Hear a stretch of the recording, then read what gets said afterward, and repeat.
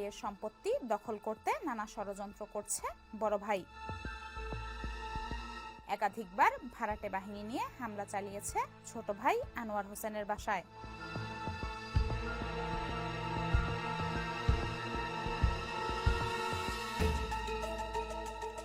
পিতার উত্তরাধিকার সূত্রে প্রাপ্ত বাড়ি ও স্বাধীন বাংলা মার্কেট দখল করতে ভুয়া দলিল করারও অভিযোগ রয়েছে বড় ভাই আহমদ আলীর বিরুদ্ধে।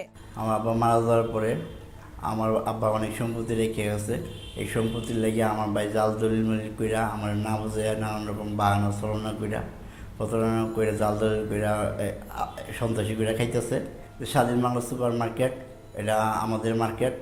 আমার ভাই স্বাধীন বাংলা মার্কেট এলাকার কিছু লোক সন্ত্রাসী করে জাল জালিয়াতি কইরা জোরপূর্বক খাইতেছে। আমি চাইতে গেলে আমার হুমকি দেয়, পোলাবন্দি হামলা দেয় এবং তারা নিজেরা আইসা আমার হামলা দিয়া মারার চেষ্টা করছে এবং বলে আমার হাত পা গুলা করে নেব, আমার গাইড করে নেব, এরকম ধরনের ঠিক। একই বাড়িতে বসবাস করলেও কারণে অকারণে একাধিকবার পানি ও গ্যাসের সংযোগ বিচ্ছিন্ন করে দেওয়ার অভিযোগ উঠেছে বড় ভাই আহমদের বিরুদ্ধে। প্রতিনিয়ত গ্যাঞ্জাম করে হামলা দেয় পোলাবাহিনী দিয়া, তারপরে এলাকার কিছু সন্ত্রাস বাহিনী নিয়ে আমার বাসার ভিতরে সিসি ক্যামেরা কেটে ডাকাইতের মতো ঘরের ভিতরে ঢুকে আমার বউ 9 মাসের গর্ভবতী, তার ডাক্তার ফালা দিচ্ছে, বাচ্চা মারার চেষ্টা করছে, আমার গলা টিপা আমার মারার চেষ্টা করছে। শুধু তাই নয়, ছোট ভাইয়ের অন্তঃসত্ত্বা স্ত্রীকেও মারধর করা হয়েছে বলে অভিযোগ করেন ভুক্তভোগী। আমার হাজবেন্ডের ভাই আমাদের মার্কেটের 1 কোটি টাকা মাইরে খাইতেছে এবং মার্কেটের কিছু লোকজন নিয়ে আসে বাসার ভিতরে, এলাকার কিছু লোকজন নিয়ে আসে বাসার ভিতরে সিসি ক্যামেরা তার কেটে ঢুকে ডাকাতের মতো আমাদের বাসার দরজা ভেঙে আমার হাজবেন্ডের গলা টিপে মেরে ফেলতেছে ওনারা। আমি 9 মাসের গর্ভবতী ছিলাম, আমার ধাক্কা মেরে ফেলে দিয়ে আমার হাত মুসুর দিয়ে আমার মোবাইল নিয়ে গেছে এবং আমার স্বর্ণ অলংকার নিয়ে গেছে, বাসার কিছু মালপত্র এবং টাকা পয়সা নিয়ে গেছে ওনারা এবং আমার হাজবেন্ডের গলা টিপে মেরে ফেলতেছে ওনারা। আবার ঠেট দিয়ে গেছে, কোনো কিছু যদি করস তাহলে তোদেরকে জানে মেরে ফেলবো। এসব অপকর্মের কথা আহমদ আলী অস্বীকার করায় প্রমাণ রাখতে ও নিরাপত্তার জন্য ছোট ভাই আনোয়ার সিসি ক্যামেরা স্থাপন করলে যাতে কোনো প্রমাণ না থাকে তাই চতুর আহমদ আলী একাধিকবার সিসিটিভি ক্যামেরার তার কেটে ফেলতে চেয়েছেন।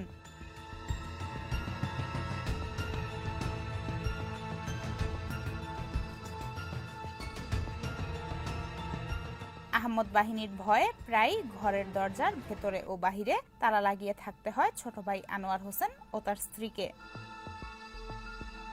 ছোট ভাইকে বাড়ি থেকে বের করে বড় ভাই আহমদ আলী পুরো সম্পত্তি দখল করার পায়তারা করছে বলেও দাবি করেন আনোয়ার। কোনো উপায় না পেয়ে একাধিকবার থানা পুলিশের দ্বারস্থ হয়েও কোনো প্রতিকার পাননি আনোয়ার হোসেন। থানায় কোনো কাজ করে না, থানা যদি কাজ করতো তাহলে আমার উপরে একের পর এক হামলা হইতো না। অত্যাচার ও নির্যাতন থেকে বাঁচতে থানা পুলিশের কাছে গেলে তদন্তের নামে বাসায় গিয়ে হুমকি দেওয়া হয় আনোয়ার হোসেনকে।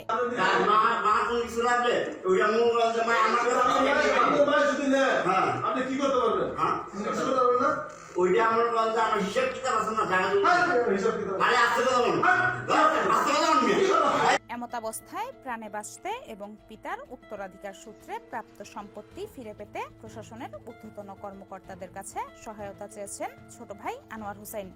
আর ঘরের কিছু মালপত্র নিয়ে গেছে, 3.5 থেকে 4 লাখ টাকা আসলো, স্বর্ণ গয়না এগুলি নিয়ে গেছে। আমি খুব অত্যাচারের ভিতরে আছি।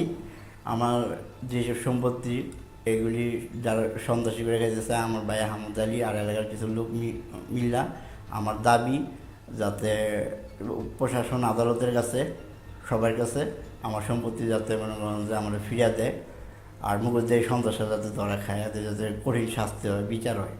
আমরা আদালতের কাছে ন্যায্য বিচার চাই এবং দেশবাসী সবাই দেখুক এই ধরনের মুখোশধারী সন্ত্রাস যেন ধরা খাক, তাদের জন্য শাস্তি হোক।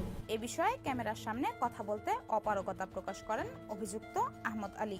আপনার সাথে আমি বলতে আগ্রহী না, হ্যাঁ, ওনার কাছ থেকে জানেন, জেনে বুঝে তদন্ত করেন, তারপরে আমার সাথে ফাইনালি ফিজিক্যালি কথা বলেন, ঠিক আছে?